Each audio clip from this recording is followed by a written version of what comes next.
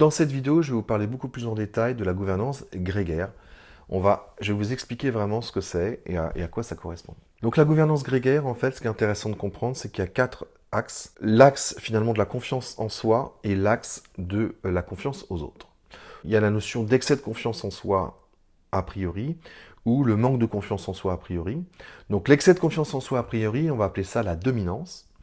Et le manque de confiance en soi a priori, on va appeler ça la soumission. De l'autre côté, l'excès de confiance aux autres, on va appeler ça l'intégration, et le manque de confiance aux autres, on va appeler ça la marginalité. Donc tout ça, ça nous vient des recherches et des travaux de Jacques Fradin et de l'Institut de neurocognitivisme.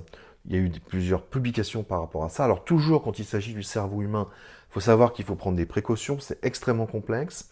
On est sur des travaux de recherche qui ont été documentés, qui ont eu des publications là-dessus. Néanmoins, on peut toujours avoir donc des critiques et des limites par rapport à ça.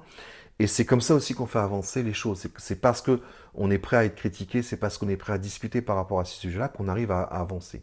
Et donc, il faut, voilà, si vous êtes chercheur en neurosciences, hyper calé par rapport à ça, n'hésitez pas à lire les publications, à émettre des critiques par rapport à ça. Mais ça tient quand même pas mal la route d'un point de vue scientifique, parce que c'est fait vraiment dans une démarche scientifique. Ça fait 30 ans que c'est 30 ans de recherche à l'Institut de neurocognitivisme, dirigé par Jacques Fradin, donc qui est un chercheur et psychiatre et expert sur ces sujets-là. Et je trouve que c'est parmi... J'ai étudié pas mal d'outils en fait de compréhension de l'humain, et je trouve que l'ANC, l'approche neurocognitive et comportementale, c'est un outil qui tient la route, qui fait ses preuves, qui moi, m'apporte en fait un matériel de compréhension de l'humain et de compréhension des rapports humains qui est extrêmement pertinent. Et donc, c'est pour ça que j'ai envie d'en parler, de le partager. Alors, je n'ai rien à gagner, moi, j'ai pas des actions à l'IME, mais j'incite finalement les gens à se poser des questions et être critiques par rapport aux disciplines qu'ils peuvent utiliser dans leur coaching, en entreprise ou en coaching pro, parce qu'il y a beaucoup malheureusement d'outils de coaching qui sont basés sur des pseudosciences, qui sont basés sur des disciplines qui n'ont aucune validité, même pas expérimentale, parce qu'on n'est pas obligé non plus, on ne peut pas comprendre tout au niveau du cerveau aujourd'hui, on ne comprend pas tout au niveau du cerveau aujourd'hui, mais on peut quand même à un moment donné essayer de faire preuve de bonne foi en utilisant des outils sur lesquels on peut faire des expérimentations et vérifier sur le terrain que ça marche ou que ça ne marche pas. Et partager ça de manière tout à fait transparente. Donc voilà pourquoi moi, je suis devenu maître praticien en ANC. Je me suis formé par rapport à ça, j'ai été certifié par rapport à ça par l'Institut de neurocognitivisme, parce que c'est quelque chose qui m'apporte, je trouve, des outils vraiment hyper pertinents, hyper justes, et c'est ce que j'ai envie de partager avec vous sur ma chaîne YouTube. Donc la gouvernance grégaire, elle est globale, car elle a un impact sur l'ensemble du comportement de l'individu. Ça signifie que, quelles que soient les situations, quand on a un positionnement grégaire, donc c'est-à-dire qu'on va avoir un peu une tendance à avoir de la dominance ou de la soumission, par exemple, c'est quelque chose qu'on va retrouver constamment chez l'individu, tout au long de sa vie, dans plein de décisions qu'il va prendre ou dans plein d'attitudes qu'il peut avoir. Donc c'est quelque chose qui va venir influencer le comportement de l'individu tout le long de sa vie. Depuis l'adolescence, ça se fixe, ça se fige à l'adolescence et dans l'enfance, et après c'est quelque chose qui va être constant. Et donc fluctuant car elle s'adapte en fonction du groupe dans lequel elle s'exprime.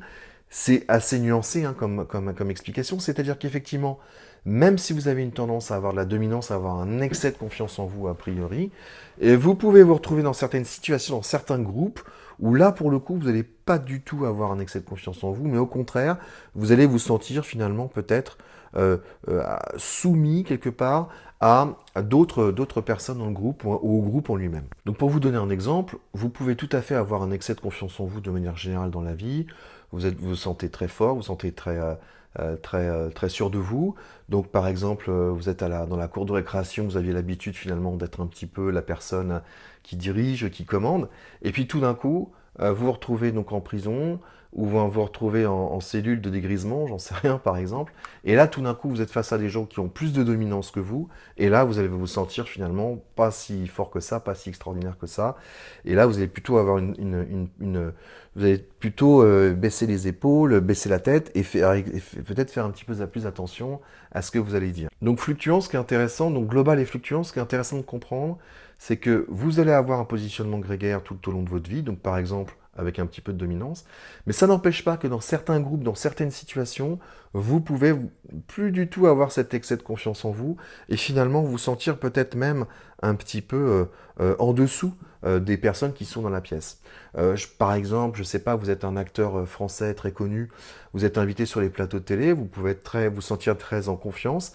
Tout d'un coup, vous vous retrouvez avec Robert De Niro, Al Pacino et Clint Eastwood dans la salle, et là, tout d'un coup, vous allez vous sentir un peu plus humble par rapport à ces grands noms du cinéma, et du coup, vous allez vous sentir peut-être un petit peu là, moins sûr de vous.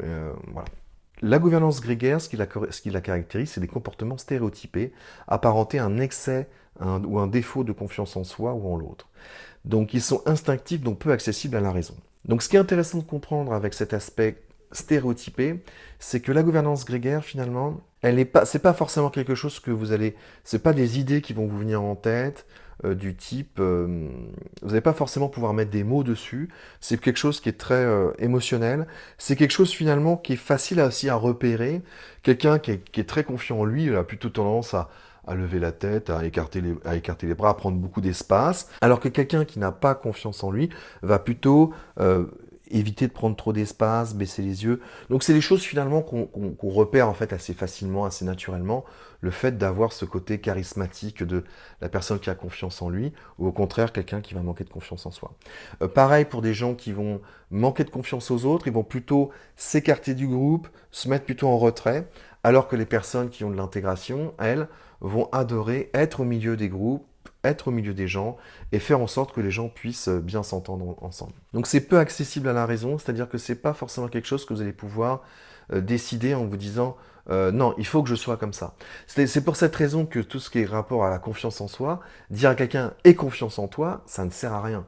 Parce que c'est pas quelque chose qu'on peut diriger, il n'y a pas un bouton de tiens, je vais avoir confiance en moi maintenant, ah bah là, je vais l'enlever, etc. Donc la confiance en soi, c'est un petit peu plus complexe que ça, j'en parlerai dans une autre vidéo, mais ce qu'il faut comprendre, c'est qu'on va partir avec une confiance en soi a priori ou un manque de confiance en soi a priori, qui est quelque chose qui va rester figé, et donc il y a des manières de gérer ça, mais c'est important de pouvoir comprendre déjà où est-ce qu'on se situe par rapport à son positionnement grégaire. Donc la cognition est biaisée, le sentiment instinctif de la place occupée dans le groupe. On a un sentiment instinctif de la place occupée dans le groupe, il génère des émotions et des comportements puissants. Donc, intellectuellement, on va être complètement, donc on va avoir des biais cognitifs finalement qui vont se déclencher, qui vont être très liés à notre positionnement grégaire, à notre excès de confiance en soi, manque de confiance en soi, confiance aux autres ou pas. Et donc, c'est quelque chose qu'on ressent dans notre place dans le groupe. C'est pas forcément quelque chose sur lequel on va réussir à mettre des mots, mais ça génère des émotions et des comportements qui sont très puissants. Donc c'est quelque chose, si vous voulez, qui va vraiment driver énormément notre attitude dans le groupe. Confiance en soi et en l'autre irrationnel, donc les agissements en dépit du bon sens et des faits mesurables objectifs. Donc ce qui est intéressant avec la gouvernance grégaire, c'est qu'elle peut pousser à faire des agissements, à faire des actions qui peuvent être complètement éloignées des valeurs de l'individu, qui peuvent finalement être plus dans une logique de vouloir dominer ou vouloir surtout pas prendre trop de place, par exemple, mais qui ne vont pas du tout être liés à quelque chose de rationnel. Donc c'est pas forcément parce que vous êtes expert que vous allez vous sentir supérieur aux autres si vous avez de la soumission. Même en étant expert sur un sujet, vous allez pouvoir avoir cette tendance à ne pas vouloir prendre trop de place. Donc rapport de force, ça s'exprime particulièrement dans les situations où il y a des rapports de force. Donc ça c'est très important, la gouvernance grégaire c'est quelque chose qui va s'exprimer beaucoup plus, ces modes de fonctionnement entre les gens vont s'exprimer beaucoup plus quand on est dans des environnements finalement où il y a très peu de règles, où il y a très peu de lois, où finalement le rapport de force est quelque chose qui peut tout à fait diriger les interactions entre les gens. Et finalement, c'est le rapport de force qui va faire en sorte qu'on va savoir qui dirige ou pas. Et donc, on va le retrouver dans des environnements, par exemple, alors en prison, par exemple, ou dans des endroits où finalement il y a peu de respect des lois.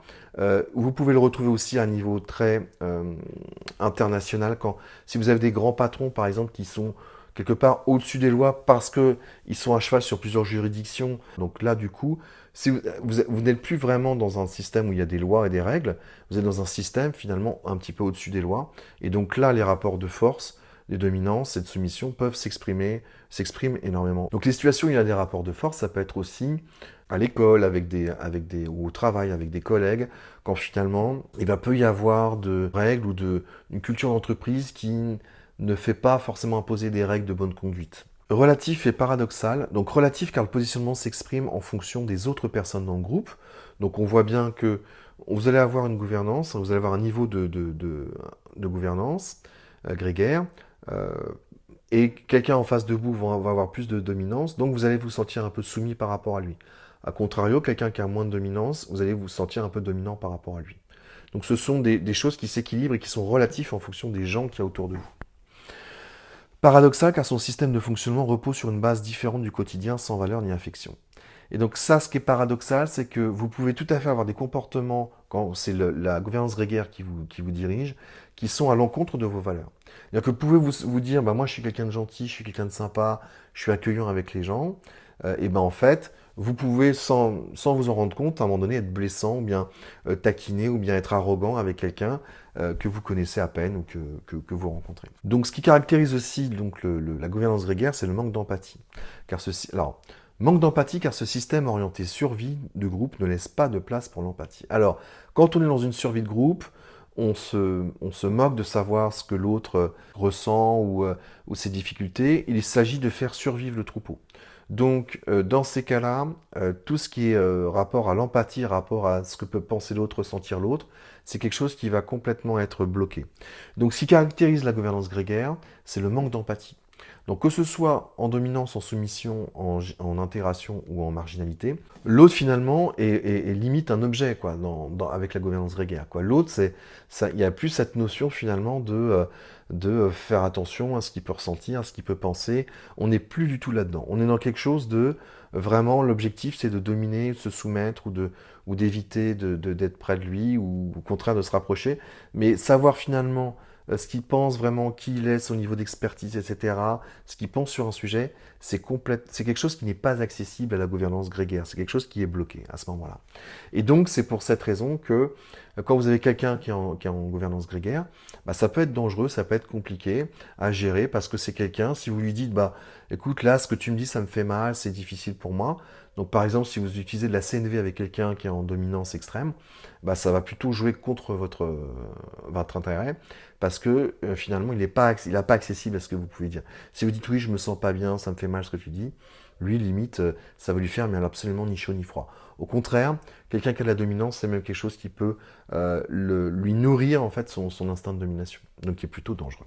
Donc il faut aussi comprendre que avec la gouvernance grégaire, il n'y a pas simplement, on n'est pas obligé d'avoir de la dominance ou de la soumission, de la marginalité ou de l'intégration. On peut aussi plutôt être équilibré, être au centre, et en termes de gouvernance grégaire. Finalement, c'est-à-dire que ces sujets-là peut nous animer, et c'est ce qu'on appelle l'assertivité. Donc l'assertivité, une personne assertive, c'est défendre ses droits personnels, exprime ses pensées, ses sentiments, ses convictions de façon sincère et appropriée, sans agressivité ni peur. Elle respecte également les droits, les pensées, les sentiments et les convictions des autres personnes. Elle cherche à agir au mieux de ses intérêts et de l'intérêt des autres, dans une attitude spontanément gagnant-gagnant. Elle est en mesure d'accepter ou de refuser en toute conscience une demande en assumant toutes les conséquences de sa position. Elle communique et négocie sans chercher à manipuler ou intimider l'autre. Elle ne se laisse pas non plus manipuler ou intimider. Voilà pour l'assertivité.